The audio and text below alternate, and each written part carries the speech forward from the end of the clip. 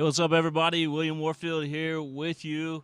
Got another great show lined up here tonight. I'm excited. John Davis is going to be joining us. Gary Ball out this week. He had a death in the family, so he's going to be out. But we keep this thing moving on, and we got a very special guest tonight. Bronson Arroyo is going to be joining us here this evening. And like I said, John Davis as well. And fellas, how are you doing? Awesome. Yeah, Bronson, how's it going? Good. And we appreciate you taking the time out of your busy schedule. I know you got a very busy schedule, tight schedule at that, with all the charities and all the stuff you do with the band, and just we appreciate your time tonight. Yeah, no problem, man. Glad to be here. John, you want to lead off things with Bronson? Absolutely, Bronson. I tell you what, it was exciting for me as a lifelong Red Sox fan to when William hit me up and said that you were going to be doing the show. I was super excited. I thought, man, there's a million things I could ask Bronson in terms of baseball, but I got to start where most people probably wouldn't think I would go. I'm really interested because I remember when the album came out, and or the first one, and I'm super interested to know when you picked up the interest in music, and was that something you did as a lifelong hobby throughout your baseball career, or was it something that kind of got started later on as you were well into the majors? Well, I grew up in a household where music was always being played, and so I didn't necessarily partake in it though. But I guess maybe it was coming into my head, and I didn't know it was forming there. But I picked it up in Double-A with the Pirates. I was 22, was playing for the Altoona Curve, and the clubhouse guy named Jake, who puts out the food and cleans the shoes and everything, he had this acoustic guitar, and I picked it up one day, and the assistant general manager of the club had just happened to walk through and said, "Hey, I've got this old Yamaha if you want it." I said, "I'd love to have it." So it started me just thinking I'd love to sit around a campfire and play songs that I'm listening to, Pearl Jam, Stone Temple Pilots, Oasis. I just wanted to play that early 90s rock out of Seattle. And so it just became something that was a bit of an outlet and a release to the game, because not playing the guitar, but the singing part, singing at the top of your lungs, and you're singing, Jeremy by Pearl Jam, there's no way to not feel like you're in a dogfight. Like it's putting out a lot of energy. And so because of that, it can get a lot of angst off your chest. It gave me an outlet outside of the game to kind of get some anxiety out. That must have been pretty surreal in 2016 when you came back to Fenway after having, been there for a short time with the Red Sox and being obviously on one of the World Series teams, and then coming back and performing in 2016 with Pearl Jam, starting out where you just described, to come back and perform with them on stage at Fenway must have been pretty surreal. Yeah, it was one of the greatest days of my life for sure. I've been listening to the 10 record since I'm a 15-year-old kid. Black's my favorite song of all time. And somehow, I've been thinking about this for a long time, sitting on the rooftop in Pittsburgh as a rookie and thinking, I'm going to play this guitar someday and people are going to listen. I don't know if it's going to be for 3 people or if it's going to be for 300 or 3,000, but someone will listen. And then, to end up in Fenway Park on stage with your favorite band, playing your favorite song, and you're looking out over the crowd and you're seeing the moon reflected off the tarp that they got on the mound, and knowing I won a World Series there, the crowd gave me a great reception, and Eddie was just so intuitive that he took the time to we didn't talk about me singing the backup vocals, but I could tell by his look, he was like, "Are you going to do this part?" So I did that part, and then he was just intuitive enough to sing the low harmony and let me do the high one, and it's I wouldn't trade winning a World Series for that moment, but I would probably give my ring away for that moment. That's cool. William, talk jump on in, man. Talk about the sound in Fenway Park. I know you've experienced as a baseball player, but you also experienced as a musician. Truly a cathedral of baseball, if you will. But the sound, I think, there in Wrigley Field is pretty special. Yeah, there's something about the older ballparks. We didn't get to play in. I played in some of the old ballparks like Milwaukee before they shut that down, and a couple of other ones. But to really get that sense of what it was like to play in the 50s and the 40s and the 60s, in some of these great old stadiums, there wasn't much around to compare to. So Fenway and Wrigley always felt like two places where you'd go and you just got an opportunity to feel something from the actual ballpark, not just the people in it, but the actual architecture of the place. It felt like going to a beautiful museum or going to a church in Europe or something. And so, they were also smaller, more intimate. And instead of kind of going out and having the crowd be too far away from you, it always felt like it was right there. They were surrounding you and they were kind of hugging you in a lot of ways. And so, it felt more intimate, but it also, like you said, it could be very loud at times, especially in Fenway when you got, rabid New England fans getting after it. Yeah. I know you talked about the older ballparks. I was at Wrigley a couple times, and I mean Pearl Jam when they play it over the speakers there, man, it sounds amazing. Yeah, you never know what you're going to get. I mean, I'm not an audio guy. I don't know much about that, but I do remember when Pearl Jam was playing that night, Eddie said something about, I don't know if it's this green monster or whatever it is, but it feels really good up here on stage, and it sounded really good. And you never know what you're going to get, and maybe part of that could be just a little bit of in his head because he knew he was in such a special place. But it sounded good to me. Yeah. I know everybody wants us to get down to talk about baseball a little bit, but we're really intrigued about the musician part in you. That you're doing so well with. I understand. I was talking to Darius Rucker a couple weeks ago when we were down in South Carolina. Was helping Debbie Antonelli doing a Special Olympics fundraiser, and Darius was interviewed by Debbie. And he had mentioned that he knows you and that you guys were planning to play together at some point. And I was looking on your Facebook page on the band side, and it looks like you guys got some gigs lined up too. So talk to us about that relationship, if you will. Yeah, Darius is a Reds fan, and we've run across each other over the years, and he comes to the stadium, and I've been to a couple of shows. And they're actually an NFL player here named Kyle Rudolph is his alma mater is Elder High School. And so they're putting an event together to raise money for the high school, and Darius has agreed to play. And so they wanted an opener that had some sort of connection to the city and maybe to Darius. And so it was kind of an obvious fit that my band would play. That band here is in Cincinnati, and we play we play all cover songs, basically. I've got another band in Los Angeles that I wrote a record with, and I'm finishing up. Oh, wow. That I'm hoping to play some original stuff at some point soon. The pandemic has put a little bit of a pause on finishing the record, but music is something that has grown in me over the years, and as guys exit sports, it's hard to fill the void sometimes. I think the adrenaline rush, the nerves, the playing at such a high level. It's hard to duplicate that in anything else in life. And if you're just dropping your kids off at the elementary school, I see a lot of these guys struggle with the fact that they don't have something to get a buzz off of. And so music, as time went on, became more and more important to me because I knew as I popped out the backside of playing baseball, I was going to need something to kind of dig into and have a little bit of a grind. And I'm not a natural musician. I don't have a great ear. I don't have a great voice. I'm not a good guitar player, but I work hard at all these things, and you get on stage with a bunch of guys that are better than you, and they raise the bar a little bit, and you figure out how to put on a show and keep your voice in shape and sing 2 hours. And it's just been fun to get up there and have something to rip on. Yeah. John?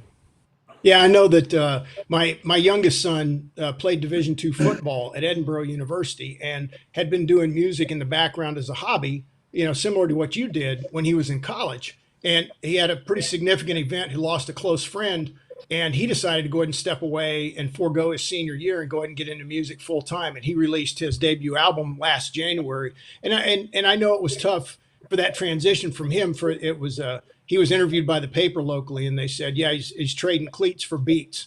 And it was kind of one of those things where, it gave him another identity of doing something that he really loved and replacing that. So, speaking of identities, I got to go back. I was taking a look at some old video footage because when you first came up and I didn't see you much with the Pirates. I saw you mostly when you got with the Red Sox. And at what point in your career did you start? Had you always been a pitcher all the way through high school? I mean, I know a lot of major league pitchers were just the best players on their high school teams, and oftentimes even in college you find that. And when did you develop your delivery style? I mean, I was a pitching coach for a couple of years at a high school, and the delivery style was uncanny, very fluid, but a little unorthodox with the straight leg coming up, in your windup. Yeah. I was usually the best player on my club, but and I did dominate with velocity as a young kid, 7, 8, 9 years old, playing in the Keys, and even 10, 11, and 12. I could dominate. It wasn't until 13 that I really kind of was thinner and a little smaller than the other guys, and there was guys who were starting to shave, and I didn't start shaving until I was in my 20s. So some of these guys were turning into grown men at 13 and 14, and I still was one of the best players in the league, but I couldn't dominate like I did from 7 to 12. But even as a young kid, my father was always talking about strategy, and he really loved the nuances of changing speeds. He loved the nuance of doing kind of what Johnny Cueto does, where you pick the leg up and you kind of pause and just changing delivery timings. And so he put that in my mind as baseball is a chess match.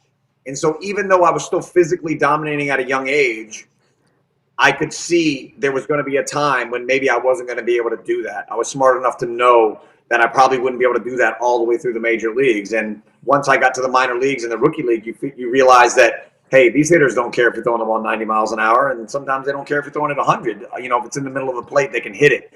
And so all of that mixed bag of strategy really came into play, and I got to really kind of use that all the way up to minor leagues to figure out a way to get guys out on a consistent basis without having to dominate them with physicalness.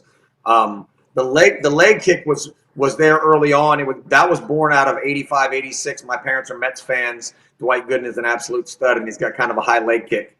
And that's the first time that I'm learning to pitch a little bit. And so I'm emulating his leg kick, but it's morphing to whatever my body will do, or what, somehow my childhood mind turned that into a little bit more of a straight leg thing. But as time went on, what I used it as was a lot of guys were using their hip flexor to pick up their leg, right? And what I was doing was kind of flicking my foot in order to use my leg as a pendulum. So I would get this momentum going up, and then it would just relax and come down and go to the plate real fluid. And so it might have looked like it was something that was a little strenuous. It was actually less effort for me than it was for other guys, I think, just picking their leg up normally. That's kind of cool. At what point in your career, because obviously are you at the height of your youth, you were 6'3" or 6'4"? I'm about 6'4", yeah.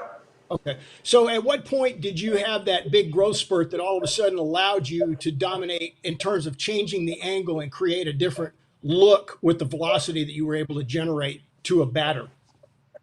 Yeah, so I was 5'8", I think I was 5'8", probably 5'9", maybe freshman year of high school, and I could just touch the rim. And by that was at 15, and then at 16 I was about 6'2", and I could just barely dunk my sophomore year. So I had a nice growth spurt between 15 and 16, just before sophomore year. And we had a couple of dominant high school pitchers, so I really didn't get to see my talent on the mound so much that year, because we had a couple of seniors that were really good and wound up being drafted themselves. But by the time I was a junior, and definitely by my senior year, I was figuring out that I could use my height. I could make some shapes with pitches that I wasn't able to do before by getting some tilt on the sinker, going down to get ground balls and stuff that you weren't used to having to do as a kid. Was that a point where you really realized that, hey, man, I've got something here, and baseball could be a career for me? Yeah, I always thought I would be a big league ball player, and a lot of kids who played in the major leagues would probably say the same thing. But what was giving me a little bit more evidence that I was on the right track was that I was in the weight room with my father doing things that almost no one who's ever walked the planet has done, other than maybe Olympic Russian kids, right? I have DVDs of me as an 8-year-old kid weighing 55 pounds, squatting 235, deadlifting 255, and benching 130. Oh, wow. And this is a little beanpole kid who's not bigger than anybody else and is skinnier than everyone else. But my father had a culture down in Key West, Florida, where he was lifting heavy weight, squat, bench, and deadlift with his friends through the 70s. And a lot of these guys were benching 400 and 500 pounds and squatting in the mid 600s, and same thing with the deadlift. And so when he saw me backhand the ball as a 5-year-old in T-ball, and I'd never played catch before, and throw it across the infield like a 10-year-old, in his mind, he said, I can make him a little stronger, put him in the weight room, and I think I can at least get him a free education in college. And so they just started this process. And my dad was just a very dedicated guy. I mean, we never missed a day ever. I mean, my father's kidneys had failed. He's on dialysis out there playing catch with me, right? I mean, this is a guy who's dedicated to the craft like it's his profession. And so as a kid, I got anointed that baseball would be a day-to-day thing. And also, just that goal setting, that you're going to squat 235 when you're 8. And 6 months later, you're going to max out again, and you're probably only going to squat 5 pounds more. And it's going to be like you're going to carbo load, and you're going to be taking vitamins, and you're going to be resting on those days leading up to that. And this is a whole thing where you're crafting as a professional athlete. And so because of all of that work we were putting in all those years in the weight room and then going out and playing baseball, I felt like I could see the finish line clearer than a normal kid because I knew the work we were putting in at home. And so I always thought I'd be a big league player. I thought I would be a shortstop. I didn't know that I'd be a pitcher until I was 17 or 18. That's when the height and the fruition of my projectability to the scouts was so much greater on the mound than it was at the plate that I was going to have to pitch. You mentioned that backhand. I bet Dad was thinking that you would turn out to be a shortstop or a really good infielder at the time. Absolutely. Yeah, no doubt. I always played good defense. I think if I was drafted in the 3rd round. Had I been drafted as a shortstop, I probably would have been drafted as a 30th round pick because I wouldn't have had a lot of pop at the plate, but I played great defense and I was athletic. So I probably would have been like a Paul Yanish. I think I would have been like a backup shortstop who played great defense with a good arm, but probably hit you 240 with not a lot of homers. And, that wouldn't have been the career that I had on the mound. So I was fortunate that it worked out pitching wise, but Ozzie Smith was my favorite player, and I just wanted to be like the Wizard of Oz as a kid, Yeah, a backflip was something else. Every time he took Go ahead, John. I didn't see. Yeah, I look. This is an interesting perspective because I've done several shows with several other professional athletes, and the topic that comes up a lot today is early specialization. And based on what you just described, working with your dad as a kid. What are your thoughts on, what you went through and seeing your career come to fruition and walking through that in your own life versus what you hear now about, a lot of kids saying, well, one of the 3 reasons, let me back up. One of the statistics that bothers me the most is that about 70% of kids in the United States stop playing youth sports by the age of 13. And one of the drivers of that is early burnout. It's due to specialization. Now, yours was obviously, as what you described, totally different approach that your father had, very calculated, very measured, and all that kind of stuff, and you understood it from a goal-setting standpoint. Well, how do you feel about it now as an adult, and how would you approach it with your own kids when that time, comes as far as playing multiple sports, being well-rounded versus specializing? Yeah, I mean, we weren't just dedicated to the baseball craft. I did play football and I did play basketball all the way through my senior year. Okay. So I did play other sports. He just thought if I put him in the weight room to make him stronger, I think I'll make him better at every sport. Also, just being able to actually squat in good technique and understand how the body functions and, doing a pull-up or a push-up and just using your mind and your body in different ways he thought would help with your athletic ability, your footwork, and different things out in playing different sports. So he wasn't so kind of hell-bent on just playing the one sport. He just wanted me to be stronger overall. I definitely am in favor of kids not specializing early on because there's a lot of times that you don't know, just like I thought I'd be a shortstop and then I just sprouted up. You don't know where that flower is going to bloom and you don't know what your best asset is going to be at what sport. And so I love for guys, if I could have, I would have loved to have played tennis and golf and a few other things, maybe run track and field, but you just didn't have time to do all of them. But I hate the fact that kids these days are playing baseball and playing 90 games when they're 12 years old. Because I think at least until you're 16, you should try out some different things because you never know where you might get a free education or you might play professionally in some other sport. The one thing that I have gotten in the past is people will ask, how did that childhood you described not turn into Tom Marinovich and turn into a bad thing, right, and go south with somebody who was a little harsh on you? And the difference was that every time I watch a documentary about anybody who had a father similar to mine, the one thread that goes through theirs is always the negativity. It's like the kid went 2 for 4, but the dad's always saying, I can't believe you struck out those 2 times. Right? And my father was the exact opposite. It was always, you went 0 for 4 today, you know what? They ain't going to get you tomorrow. And then you go 0 for 4 again, and it's like, they're not going to get us tomorrow. And him spinning that negativity to optimism literally just changed the entire equation to make it not be somebody who was burnt out, because it wasn't always results based. It was about just doing the work. It was about being prepared and letting it fly. And if you got beat in the game, then you just got beat, and we'll go back and prepare again, right? It wasn't that the win wasn't the end all be all. The preparation was. And so, that mindset really helped me going through baseball to be a guy who could shrug off a three-run homer in the first inning and still find a way to get you through the 6th inning and give your team a chance to win because of that optimism that he had given me. Yeah. Speaking of that, I've been looking at a bunch of different quotes online, just kind of studying up about you and just kind of getting your teammates' perspective on you as a baseball player and as a human. And it looks like, everybody that's put a quote out there has talked about how hard you work, the work ethic that you put in, and just talks highly of how you are as an athlete. And everything that you're saying is totally goes all the way back to where your father was kind of, in the beginning, doing exactly what you were saying, pushing you along, keeping things positive, that kind of thing. How important is that?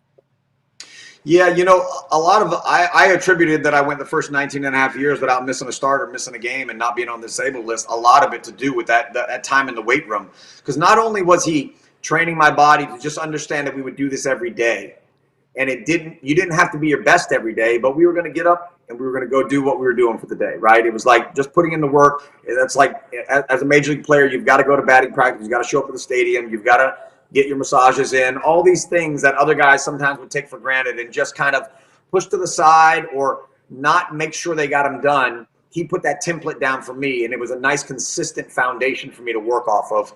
But the other thing was he was also talking to me a lot about philosophy of life, the times that I was there as a kid. And he was talking to me about saving your pennies because opportunities won't last forever, and about your word meaning something and showing up on time. And a lot of that stuff, you don't realize it, but 19, 20-year-old kids who have fantastic talent, a lot of times don't have anything between their ears. And some of these guys could have played in the major leagues forever, but they never made it because they couldn't stay in at night. They missed their girlfriend. They were too homesick, right? They didn't have a foundation that made them feel whole wherever they were. So they were just too erratic with their behavior to really be consistent. And what made me who I was in the game was that they knew they'd get 200 innings from me.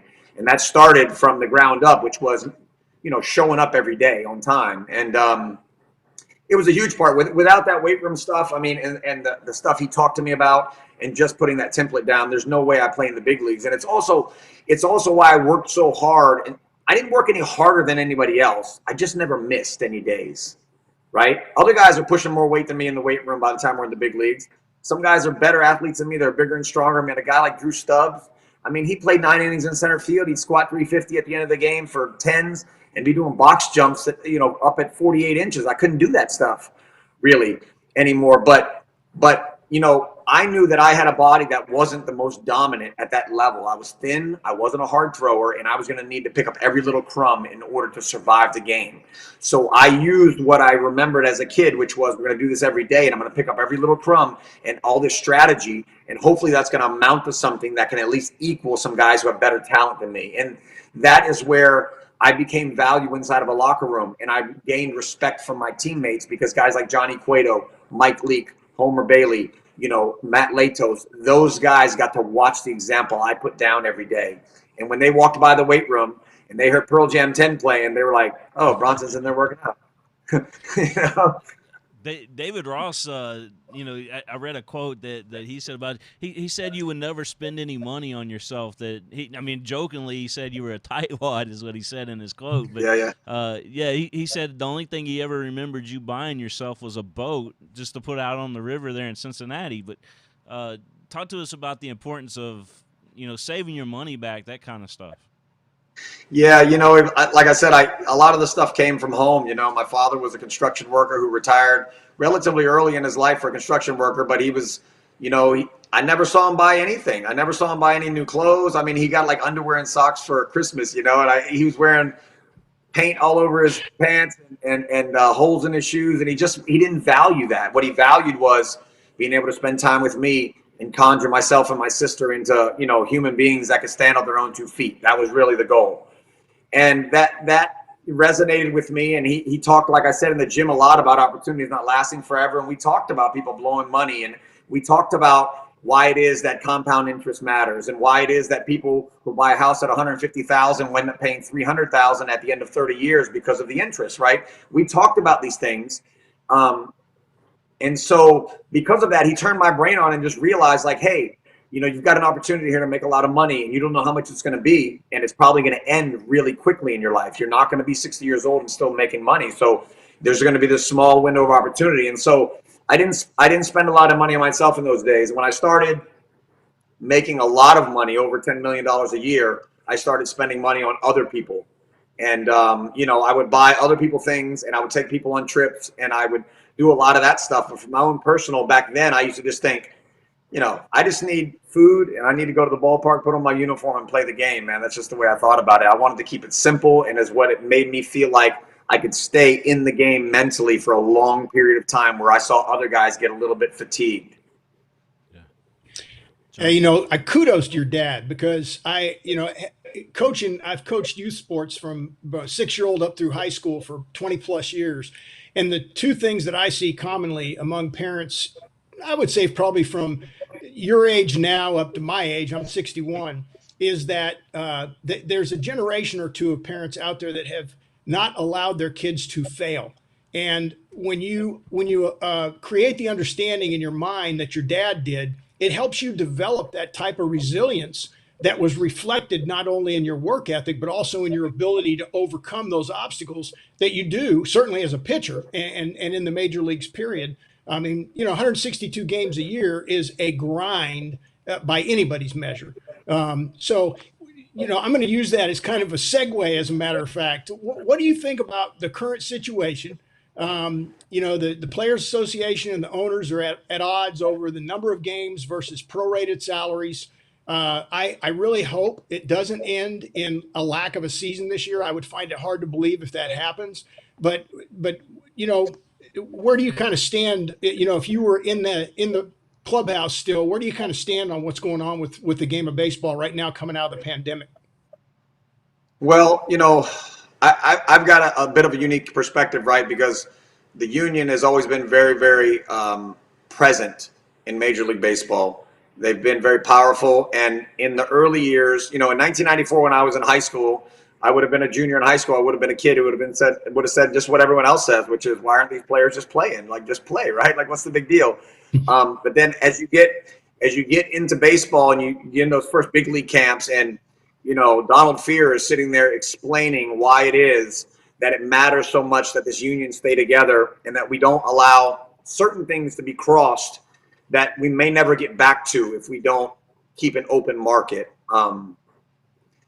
Because of those early years, I can understand now very clearly what's going on. And from my perspective as a player, and for what I know about the union in the past, the owners made a deal with the players for prorated salaries, and they are wanting to, however many games they play, they just want to be paid prorated, and that was agreed upon. Now that the owners understand that fans will not be there and they're not going to have that revenue stream to come in, they want these guys to then take a certain percentage off their salaries that they don't want them to make, which would make sense in a world where if the game was making $11 billion and the owners were making good money on top of what they expected every year, that they shared some of that money with the players. But because no matter how much baseball makes, the owners never share the money, then in a time that you don't think you're going to make the big profits, or maybe you're going to have to take a little hit in the pocket, they want it now to pass that buck down to the player, and it's just not fair. And so there is a line in the sand, because the Players Association knows that if they open up a can of worms right now before the next collective bargaining agreement and say, sure, we're going to slash salaries by 50% going forward for the 2-month or 3-month season, they just know that maybe we're going to be dealing with that argument for the next collective bargaining agreement. And the union since the 70s has just worked too hard to keep Major League Baseball players having that guaranteed salary without a true salary cap, which no other sport has been able to do. It's almost like it's been ingrained into the players, and they basically say you've got to do the right thing for the generations that come after you. And so that's why you've got such a kind of a hard standstill. Yeah. Hey, that makes all sense. Yeah. So getting back onto your career here, Bronson, you're drafted by the Pirates, obviously. Ended up going to the Red Sox, playing for the Red Sox. You won a World Series there. But how did you feel about the trade? The Reds trading Willie Mo Pena for you, and you joining Cincinnati. How did you feel about that? I was totally frustrated in the beginning. I'm a routine freak. I really enjoy knowing a city inside and out. I enjoy knowing the clubhouse kids. I enjoy knowing the ownership and everything that comes along with being in one place for a long period of time. Yeah. I got to Boston from Pittsburgh, which was a huge, went from the doghouse to the penthouse, and I wasn't looking to go anywhere else. We win a World Series. We were knocking on the door in 2003. And in 2005, we're in the playoffs, and the team that beat us won the World Series again. So in my mind, it was like, we've got another 3 or 4 years here to see if we can take a shot at winning another ring. Yeah. And I signed an undervalued deal, and they told me that they had no plans to trade me 5 weeks before they did. So, I was frustrated, but, really quickly, I got off to a good start with Cincinnati in 2006. And wherever I am, I'm going to try to make it home because I want that same comfortable feeling wherever I'm going to be. And so, once I got comfortable with Cincinnati, I would have been just as frustrated if 3 or 4 years down the line they would have traded me somewhere else. Yeah, that's big time. Did you see in terms of the environment, because Boston's got such a reputation as a team and a city. When new players come in, you see a lot of times guys will come in and kill it, and then they have kind of a sophomore slump in Boston because of the pressure and everything. But when you went from those few years in Boston, having that degree of success with a great lineup in 2004, and then going to Cincinnati, what was the adjustment like in terms of regaining the momentum, if you will, inside the clubhouse and getting that feel of camaraderie and everything? Because, arguably, I'm presuming most people identify you as a Cincinnati Red. Spending the majority of your career there. But how long was it after the frustration was over with that you were able to get into a groove and really feel the momentum growing with the Reds? I got really lucky that year. I couldn't have asked for a better start to a season to get over that hump as quick as possible that you're talking about, to not feel like the new kid on the block. Because regardless of how long you've played in the major leagues, when you go to a new team, people want to see it in front of their own eyes. They know what's on the back of your baseball card, but if you can't duplicate it in that uniform, then they think, well, maybe he's playing for the Red Sox and they had a better lineup. Maybe he can't pitch in the National League. There could be a number of reasons why they don't think you can duplicate it. And so getting off with David Ross, really clicking with him. And we went back to my last start of spring training after I got traded. I went back to Boston 10 days later, pitched on ESPN against my old team. I punched out 10 and went 7 innings, no runs. And that was kind of the start for that season. And I got off to a 2-0 start. I hit 2 homers and one in each one of those games against the Cubs. I wound up being like 7-1 before the train even started slowing down. I was going deep in the ball game. I was pitching 110.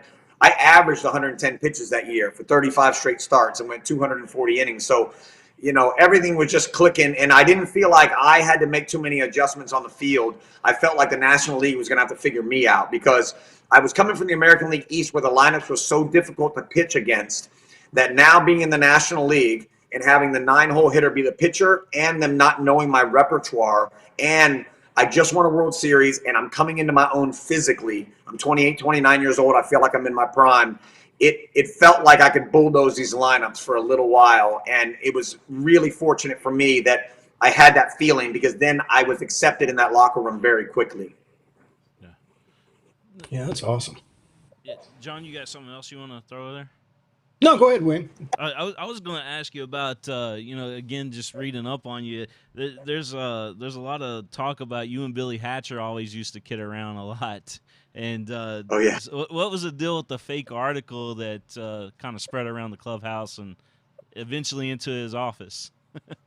Well, Billy always got messed with a lot. I played golf with Billy 2 days ago. I hadn't seen him in a while. He's with the Marlins now, being the first base coach. But Billy's a guy who's just always happy-go-lucky, and he's got so many phobias that he just sets himself up to be messed with. You know, he's like he's one of these guys that's a little bit of a germaphobe. He doesn't like to touch anybody. He's also scared. He's deathly afraid of snakes, and he's terrified of little people. So like we would go into Los Angeles, and they had a photographer lady that was a little person, and he would see her. I'm not joking. He would see her from 300 yards away, and he would start moving back into the clubhouse like he was terrified. So I asked him where that came from, and he told me that he had knocked over a little person at the grocery store one time, and that when he went to help him up, that he put his hands on his neck, and the little fingers just like did something to him that made him freak out. So he like, everybody knew this. And so one day, I love to get Billy in different ways, and I brought in a guy named 2 Foot Fred, who used to be on stage with Big and Rich every night at the country act out of Nashville. And him and his brother were both little guys, and I put them in my locker and hit him with my clothes. I put my whole locker clothes around him, and it was rain delay against the Yankees, and I put it all on video. And I said, Billy, will you come out in front of my locker? I've got a couple big 1990 fans that I would love. They want to say hi.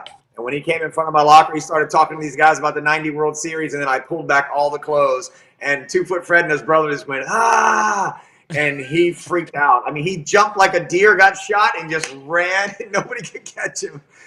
But Billy's a great guy, been around the game for such a long time, and he's just one of those characters that people love to mix it up with. That's awesome. That is an awesome story right there.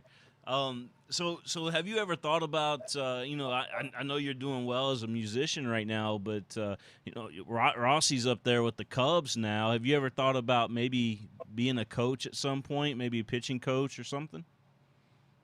Yeah, I've gotten a lot of questions about being a pitching coach or being an analyst on TV, or you want to do some broadcast, and I always say if I could rip myself into 3 or 4 Bronson Arroyo, there's definitely one that would be a pitching coach for sure. Because, pitching the way I pitched out of the box, I pitched backwards. I used a very unorthodox style to be successful for a long time. And what you find in today's game is that there's so many guys that are big and strong and throw hard, but a lot of them don't have feel.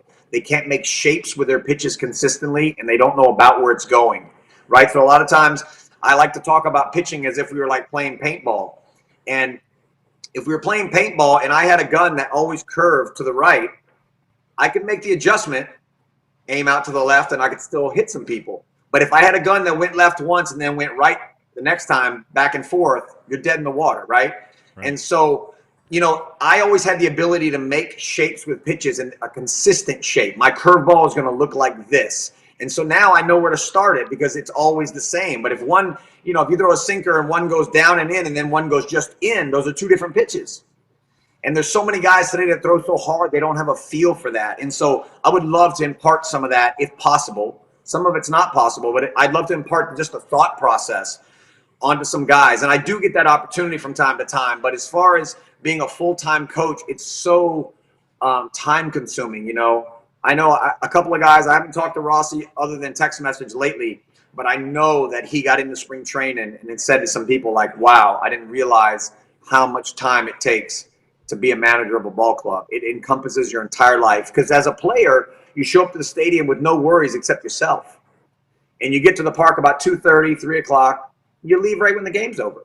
If you're the manager, you're there 2 or 3 hours early. You're there 2 or 3 hours later, and you've got to worry about everything that goes on, from the media to the health of the players to the wins and losses, And so you've got it's a lot more on your plate. And for me, I felt like I was going to try and play the game as long as I could. And when I was done, I probably wasn't going to be that dedicated to the craft like I was when I was a pitcher. And so, I would never say never, but I don't envision myself being in a uniform anytime soon. Yeah.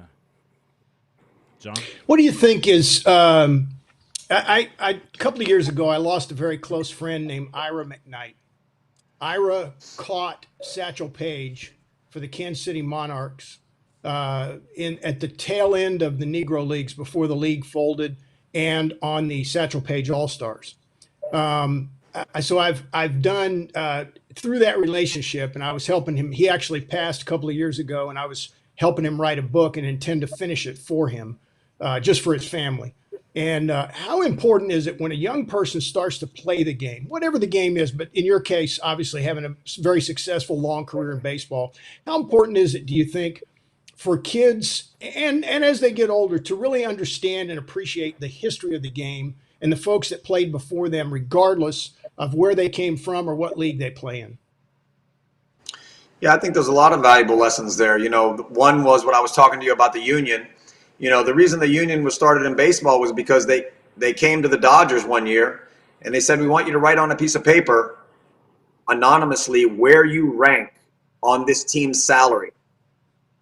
And inevitably what happened was ownership would call those guys in the office and they'd say, hey, listen, Bronson, we can't pay you as much as Drysdale, obviously, and we can't pay you as much as Koufax, but you're going to be number 3 on our list. And so what wound up happening was in that meeting that day, there was like 10 guys on a 25-man staff who said they were 3rd in salary on the team because they weren't open to the public at the time, right? And so just learning these little nuances of how management was dealing with the players at the time, got the union started and tried to protect our rights. And being a young guy like you're talking about and understanding just the history of that can be very valuable to understand where this game is going, where you want it to go in the future, because you want people to have the opportunity to be treated fairly in the future. And if an owner can make $200 million in a year and he can afford to pay a guy like Mike Trout $40 million, then you don't want people thinking that $40 million is too much because, fair is fair. And I think it's the same way, like you said, with the history of the game, just understanding the history of the game, or to be able to take an older guy into a locker room who walks in at age 55 or 60 and to look at him and to know that he was a bad mamma jamma in his time and not just write him off as some old guy that just came in the clubhouse. It's very important because we're going to be the old guys one day. And when I walk into the Cincinnati Reds locker room in 2045, I want somebody to go, hey, that little skinny guy over there, man, he was a bad mamma jamma one day. You know what I mean? You want that respect from guys. And when you feel that from guys, you understand usually that those are the reasonable players, the smarter players, and the guys who also treat the clubhouse staff well and to treat the people around them well, And so I think it's a huge thing just to have your eyes and ears open and give respect to people who played the game and hopefully do it the right way. Have you ever had a chance to play with any of the guys with Fozzy, Chris Jericho's group? Have you ever played with them at all? Music? Yeah, music. Fozzy? No, I haven't. The name of the group? So it's the wrestler Chris Jericho, you know what I'm talking about? Yeah. Yeah, so he's got a group, man. They rock, dude. And you kind of, when you said bad mamma jamma, I'm thinking, man, this guy's like Chris Jericho right now. Where do they play out of? What are they just all over the country? Yeah, well, their band has got pretty huge. I mean, they got several albums out now. But do you know if they're like housed in Nashville or if they're what city they kind of call home? I think it's probably somewhere in Florida because he's joined that AEW group down there, and they're out of Jacksonville. So the guy that owns that is the Jacksonville Jaguars owner. So I got it. Yeah, it's amazing. It's amazing to see that there's always a handful of guys, whether they're actors or athletes or whatever it is that we get into music at some point, and I just think it's fantastic for a guy to have enough guts to get up on stage and like really pull it off, and be able to do it, because it's hard to do anything at a high level, much less more than one thing. And so it's nice to see guys kind of venture out there and have enough guts, like a Johnny Depp, to get up on stage and play with Jeff Beck, or whoever he's out there with. So we got some people in the chat sending in some messages. Do you remember playing in the Pirates organization with a guy named Eddie Brooks by chance? Eddie Brooks, I know the name, but I didn't play. He played on your minor league team. He's a high school coach now at Frederick Douglass in Lexington, Kentucky. Man, I remember a lot of the minor league guys.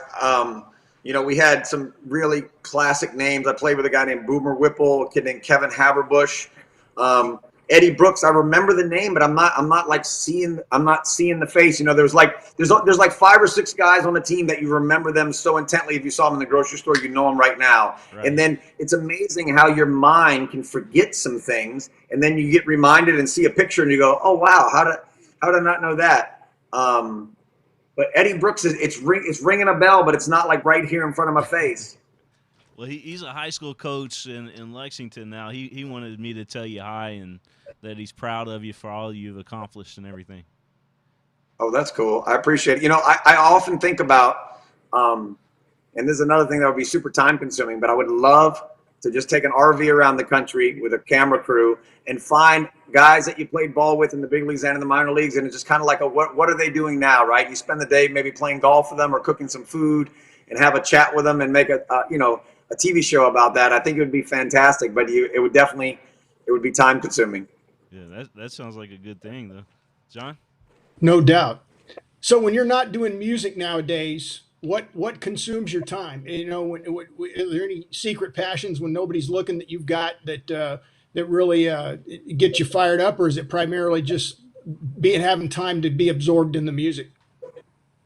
No, I'm really enjoying golf right now.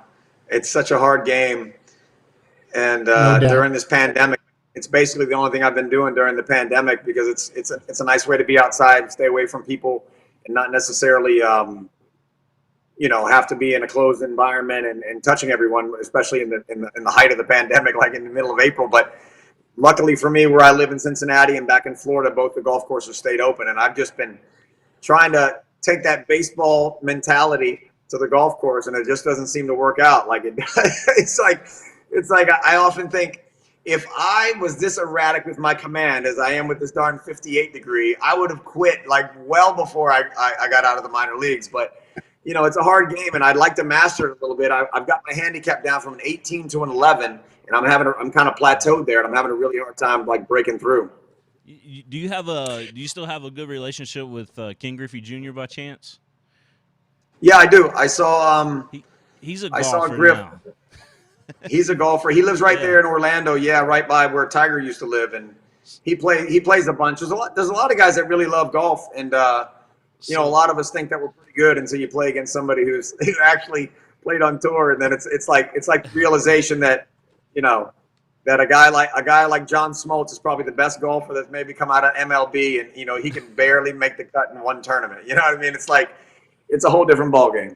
Griffey, you ought to reach out to him because he's been playing in. There's a group up here called BD Global that's putting on some Nike golf outings, and he's been putting some teams together that's been playing in those things, and from what I hear, he's done pretty well in it.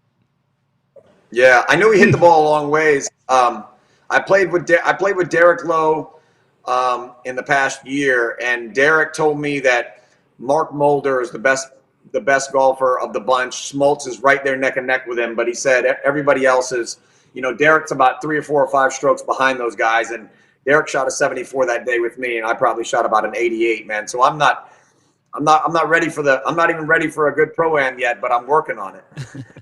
Hey, another question coming in here, and that is, who's the toughest player that you ever faced? I would assume it's probably some guy like Albert Pujols or something like that, but who's the toughest guy you ever faced as a pitcher?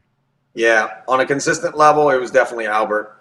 Barry Bonds was right there, probably even tougher, but I didn't face Barry as much. I faced Albert much more because he was in my division. I probably only had 10 at-bats against Barry over the years, and Albert probably faced me, I don't know, if I pitched against him 3 times in a year, let's say, he's got 12 at-bats there, so you're talking almost 10 years. I probably had to face Albert 100 times in my career. And so that's why I usually say he would be the toughest guy. They both had the trifecta of can hit 300, can hit the ball out of the park 40 homers a year, and are going to drive in 100, and we might, strike out less than we walk. And when you have that kind of plate discipline with that type of power and the ability to square a ball up, you just hope they hit it at somebody, honestly, because there was just almost no way to get them out. It was like everything on the plate, it seemed like they squared it up on the screws. And because they were so strong, even their ground balls went through the infield so fast that the defenders didn't even have a chance to field them. Yeah. So let me ask you this, coming off of that question, is who's one of your teammates that you're glad that you never faced that you played with?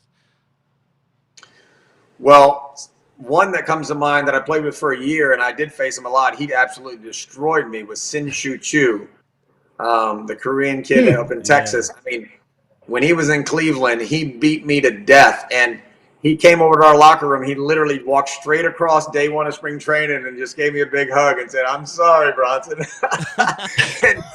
and I said, "There ain't nothing to feel sorry about." But it was almost like a running joke. I mean, he would hit like, even in spring training, between spring training and interleague play, he had something like 4 homers, 4 doubles, 2 triples, and a single off me, and I couldn't get him out. It was like a joke.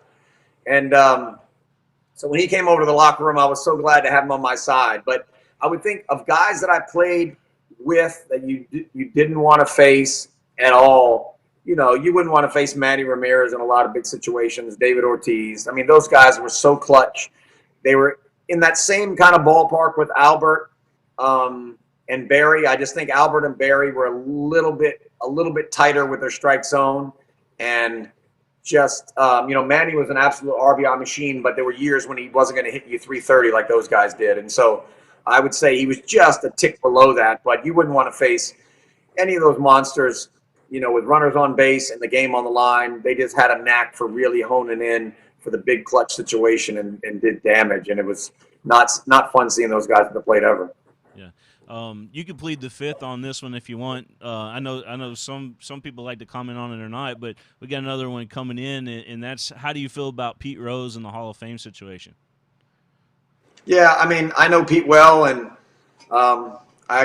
me and Sean Casey got an opportunity to take Eddie Vedder to meet Pete in 2016 because Eddie's a big baseball fan, and we sat there and had a nice dinner, and Pete told a bunch of stories, and I know Pete well enough to know that he has no filter on his mouth, so I got to ask him all these crazy questions and see what his answers are, so Eddie could observe that, and it was a really, really good night, but I definitely think he should be in the Hall of Fame. I mean, there's just, I think baseball stats are baseball stats, and I think everything else, regardless of literally if you were a murderer or whatever you did in life, I don't think it takes away from what you did on the field.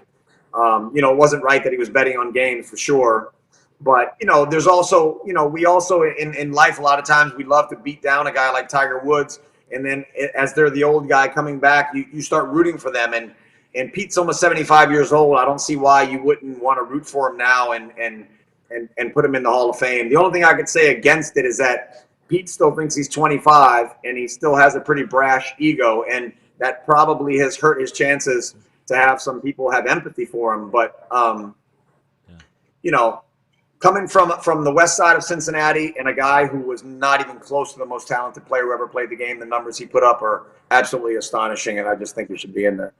That's a good answer. No doubt. John? No doubt.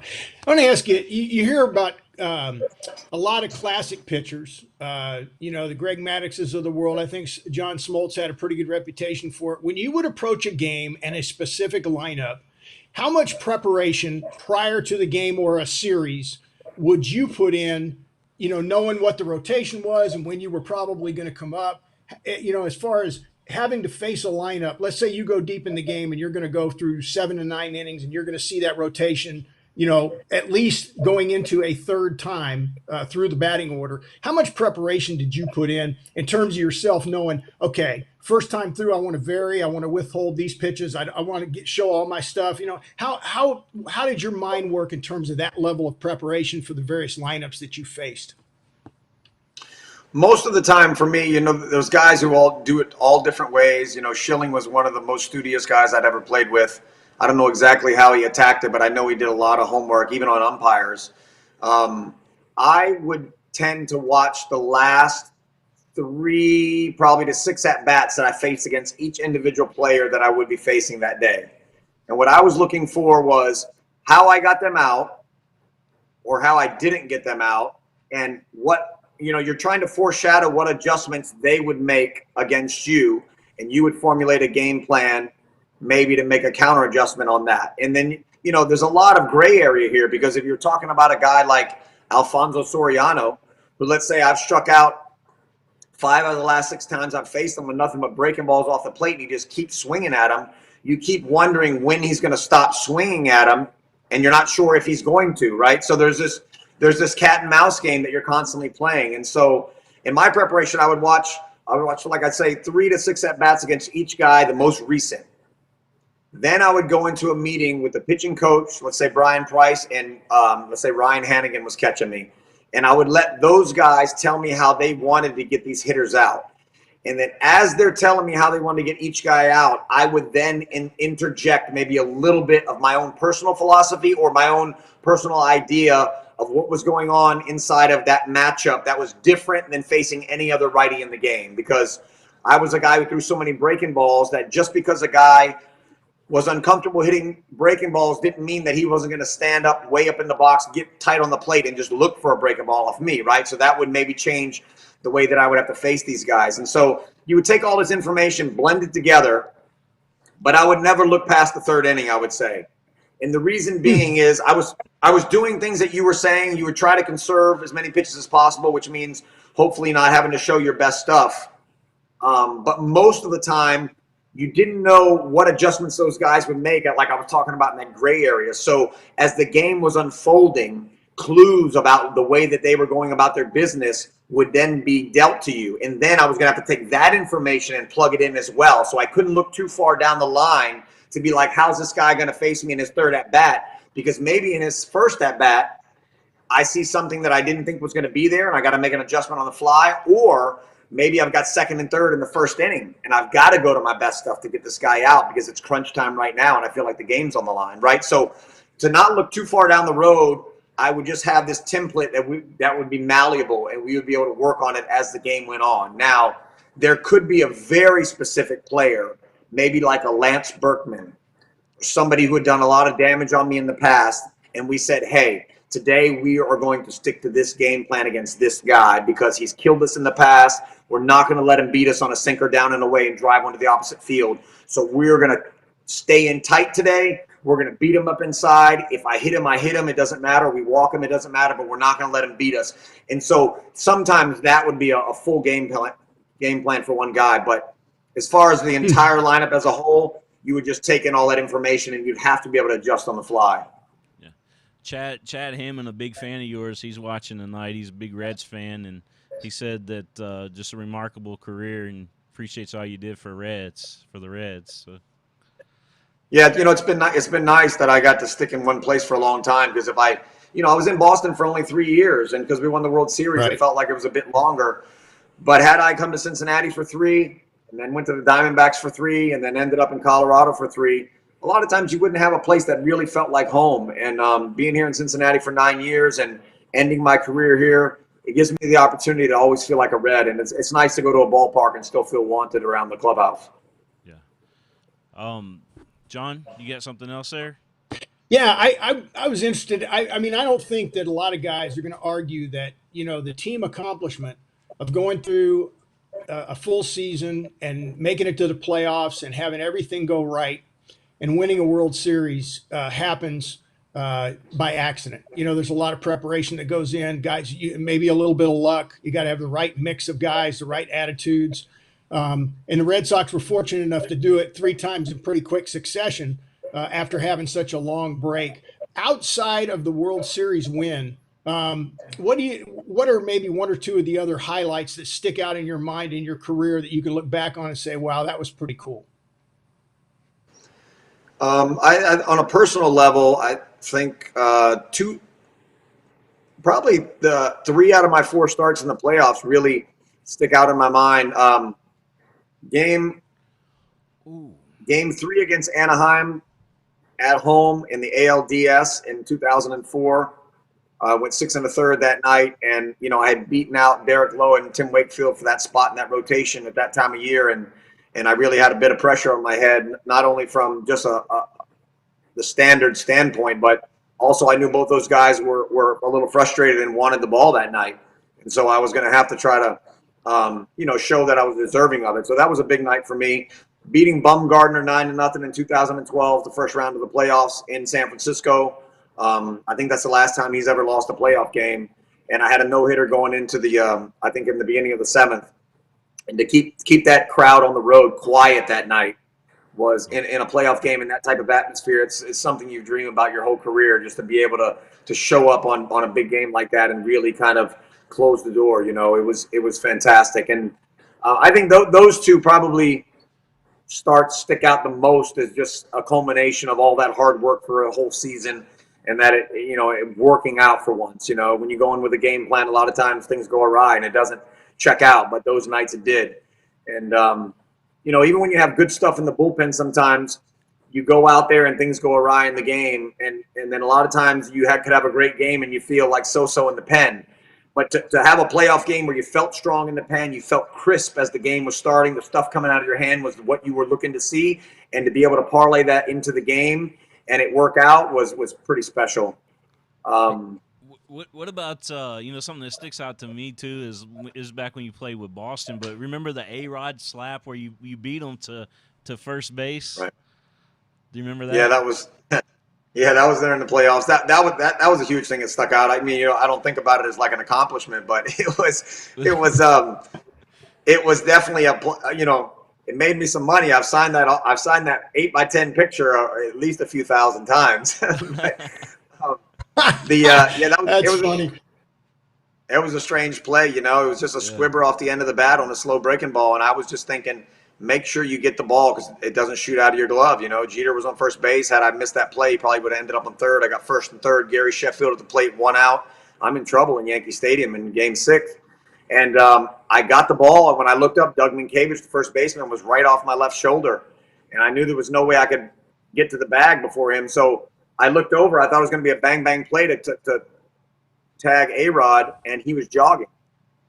So I had plenty of time, and I just kind of relaxed. And when I relaxed, he just hit my arm really hard, and the ball came out. He kicked it down the line. I caught my glove on the other side of him, and it was, one of those unique things that, sticks out from that season and that playoff. But it was, I guess it was, since it went our way, it was cool to be a part of it, just to have something to remember you by.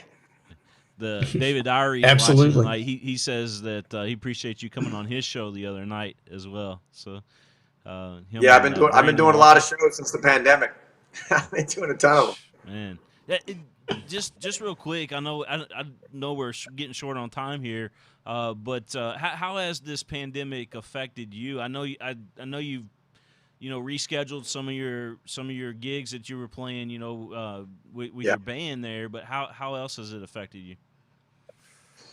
Honestly, for me, it's been a little bit of a breather, just because I say yes to everybody about everything. Yeah. Right. It's why I'm sitting on the show right now. It's just what I do. I try to deliver the goods. Right. I tried to deliver the goods as a teammate. Yeah. I was the guy inside of a locker room who knew more about the anti-inflammatories than every other starter on the team, and I had a bag full of them. And I also was the guy who was throwing the team parties and paying for the team parties. And it was the guy who was making a mixtape for the bus when we rode. Everything about hazing the rookies and buying the outfits. I mean, I was doing most all of that for the better part of my career as I got established in the game. And I just enjoy delivering the goods for people, because this is a lot of times in life, people can't be bothered to muster it up for other people. So I really enjoy doing that. So during this pandemic, because nobody could ask me to go anywhere, or nobody could ask me to dinner, or nobody could ask me to play a music show or come to a baseball camp, I've really enjoyed just grinding on golf sometimes 7 days a week and see if I can get better at it without anybody being able to call me and say, hey, let's do X, Y, and Z. That's awesome, man. Well, we certainly appreciate your time tonight, Bronson. It's been awesome having you here. A lot of folks have enjoyed hearing from you and things that maybe they haven't heard before that we've been able to talk about here tonight. And by the way, I'm gonna send you some of that Mingy beef jerky. I don't know if you ever had that or not, but it's delicious, man. Oh, I'll take some of that any day. I still consider myself a growing boy. I'm 6'4", 173 right now, man. I need to put some fat on these bones. I got any flavor you want, man. Any flavor you want. I love it. I'll take anything. Fantastic. Awesome. Well, I tell you what, Bronson, for me personally, this has been huge. I haven't kind of grown up a Red Sox fan. As I was coaching, I spent 23 years in the Army, and I coached all 4 of my kids in every sport they played, unless I was deployed. And I always used the Red Sox, with the exception of being a buddy of mine that I helped out as an assistant for 2 years. I always used the Red Sox as our team name. And it's interesting, just when the opportunity came up, I've had such a blessing of working with, because of jobs that I had done previously, of getting to know so many former NFL players, but not the same with MLB players. And I certainly congratulate you on an awesome career, and what you did for the game, as well as what you're doing now as an entertainer. And I certainly appreciate it personally and professionally, coming on the show with William. And William, I appreciate you inviting me. So it was a lot of fun. Really enjoyed talking to you, and thank you very much. And good luck in the future as the pandemic lifts, with the whole music thing. Hopefully it'll pick back up and right where it left off. Yeah, well, I appreciate it, man. I enjoy doing these types of things, even though sometimes they're time consuming. But it's a lot of times you think, there's a lot of things you can do in life that are cool, but they're a lot cooler when you do them with other people. You know what I mean? It's like you could have the biggest mansion and all the cars and all the toys you want, but if nobody comes over to enjoy them with you, it's really no fun. And so I feel like my life's work has been over as far as baseball, and now it's time to enjoy some things, but it's the most fun to do that with people. And so even just talking baseball, who people are passionate about it, like you guys are giving me a good interview now, is fantastic. So thank you. Man, can't wait to see you play in person. I'm ready to get out on the road and hear some music, man. Well, cool. I mean, yeah, we're playing some gigs. I don't know if we're, I don't know what's going to happen with this new record I'm going to put out at some point. The band here in Cincinnati, we play a lot of gigs within 3 or 4 hours, and we play a lot of covers, everything from the Beatles, to the Lumineers. But the original record, I'm hoping to get the tour on it at some point, even if it's just playing small venues or whatever it is. I don't know what will happen with it, but I just wanted to write. I'd never written before originally, and so putting original songs down, some stories that are in my mind, and making them come to life on an album has been pretty fun, especially with some really fantastic musicians. I mean, some of the guys in the band are Jamie Aronson's American Hi-Fi was his original band. He's been Miley Cyrus's guitar player for the last 15 years. The other two guys in the band, Eric Gardner and Clint Walsh, were both in Gnarls Barkley with CeeLo Green and those guys. And they're all, full-time musicians, and that's what they do for a living. They play. Eric's playing with Melissa Etheridge the last couple of years. They're kind of like musical chairs of the music industry, where they're always playing in a big band somewhere else. So I don't know if I'm going to be able to pin them down together, and if it'll be worthwhile monetarily to tour with me on this record. But I'm hoping we get a chance to play together, because we've been friends for 15 years, since the Red Sox days. And to make this record, we always talked about making a record, and to have it come to life with a bunch of guys like this, it'll be fun, and hopefully we'll get to do it. That'd be huge. That'd be huge. Bronson, thank you again for your time tonight, man. Okay, guys. All right. So Bronson Arroyo, Okay. Take care. Cincinnati Red. All right, guys. Here on the network. We'll see you guys next time. So long, everybody. Take care, Ryan. Bye-bye. All right. Bye, guys. See ya.